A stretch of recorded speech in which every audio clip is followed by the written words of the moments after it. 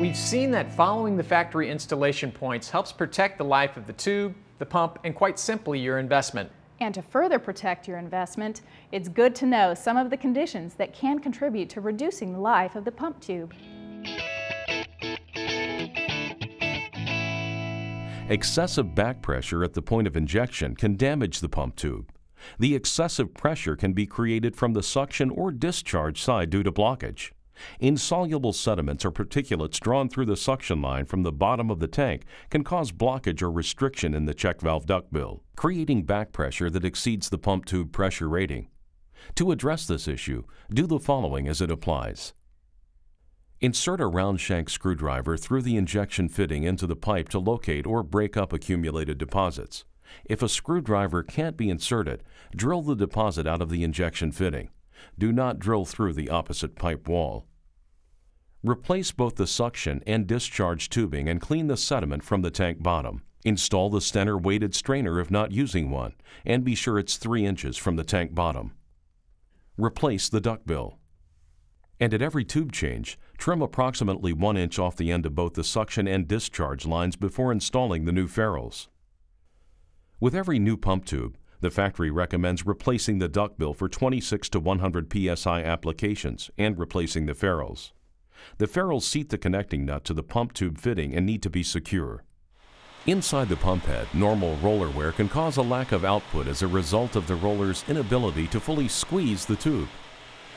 Corrosive chemical fumes or chemicals that collect on the roller bushings from a tube leak can result in seizing the rollers in the roller assembly. A new pump tube will perform poorly if the rollers are seized. Long-term chemical exposure can cause the tube housing to crack if the chemical is not compatible with the polycarbonate plastic. The solutions being pumped should be referenced with Stenner's Chemical Resistance Guide for the pump tube and tube housing material.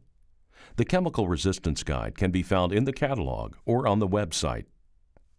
Over the course of the pump service life, the tube housing can crack from wear or from over-tightening the cover screws. 2 self-tapping screws secure the cover. If the screw boss is stripped, select only 2 alternates that are positioned opposite of each other to secure the cover. To address the conditions mentioned, confirm chemical compatibility with the tube housing and pump tube material, which can be different. Review the factory-recommended vertical pump installation.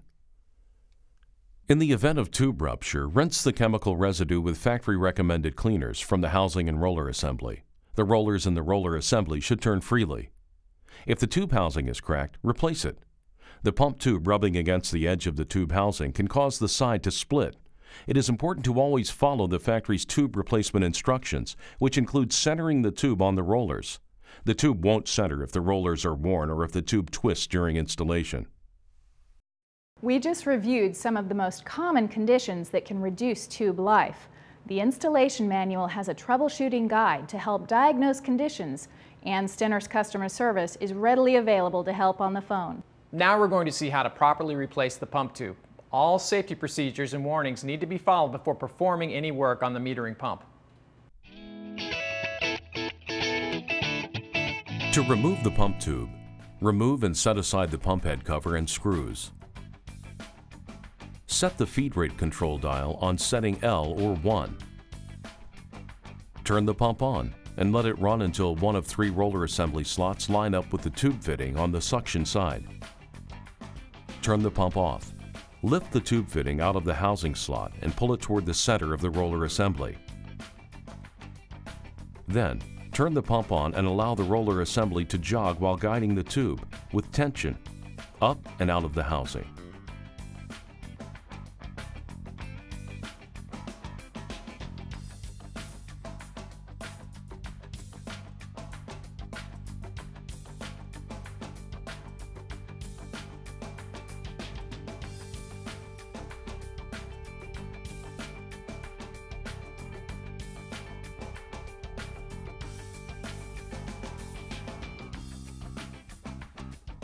Turn the pump off. Remove and discard the pump tube. Remove the roller assembly, shaft, and housing. Use a non-citrus all-purpose cleaner to clean chemical residue from the pump head housing, roller assembly, and cover. Check the housing for cracks. Replace if cracked. Ensure the rollers turn freely. Replace the roller assembly if the rollers are seized or worn, or if there is a reduction or lack of output from the pump. Reinstall the clean tube housing. Apply AquaShield to the shaft tip and install. Install the roller assembly. Do not lubricate the pump tube or roller assembly. Identify the cause of tube failure prior to installing a new tube. For example, if a tube failure was caused by blockage in the suction line, clear the blockage and be sure to use the Stenner weighted strainer to keep it 3 inches from the bottom of the tank. To install the pump tube, manually rotate the roller assembly counterclockwise to align one of 3 roller assembly slots with the suction side housing slot. Place the tube fitting into the suction side slot of the housing and the roller assembly slot. With the pump setting on L or 1, hold the tube fitting and jog the roller assembly by turning the pump on. It is important to avoid rotating your wrist, which can result in a twisted tube that will not center.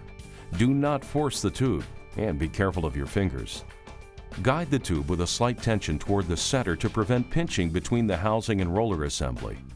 If the tube is pinched during installation, discard it and start over with a new tube. When the tube reaches the discharge tube housing slot, turn the pump off. Turn the dial ring to setting 10. Hold the tube fitting firmly. Do not pull and turn the pump on. While holding the tube fitting firmly, without pulling, allow the rollers to stretch the tube into place while guiding the tube into the slot. Turn the pump off. A used tube will have stretched approximately 3/4 of an inch, and the new tube will appear to be stiff and short, which is why it's important to follow the directions to allow the rollers to stretch the tube into place. Apply a small amount of AquaShield to the cover bushing only, and replace the cover in 2 screws, leaving the front screw between the fittings loose. The cover screws are self-tapping and must be backed in to locate original threads before securing. If a screw boss is stripped, use alternate bosses that are positioned opposite from each other. Never secure the cover plate with more than 2 screws. The tube housing needs room to flex when the rollers turn so the pump head doesn't crack. To help prevent a split along the side of the tube mentioned earlier in this segment, an important step in replacing the tube is centering it. To center the pump tube on the rollers, ensure the feed rate control dial is set to 10 and turn the pump on. Turn the tube fitting on the suction side not more than 1/8 of a turn in the direction the tube must move. Do not let go of the fitting until the tube rides approximately in the center of the rollers. Turn the pump off and let go of the fitting. Tighten the cover screws finger tight only. The cover is not on securely if there is a gap between the screw boss and the cover. To install a new tube in the Classic Series fixed output pump, follow the instructions for the adjustable pump and utilize the on-off switch to jog the roller assembly in the absence of the feed rate control. Bill, do you agree that installing the pump and replacing the tube are not hard to do? I agree. It's simply a matter of being familiar with your application and how your pump operates so that both can work together harmoniously. Now, we've mostly reviewed conditions that affect the tube. Now let's take a look at how improper handling can reduce the life of the tube.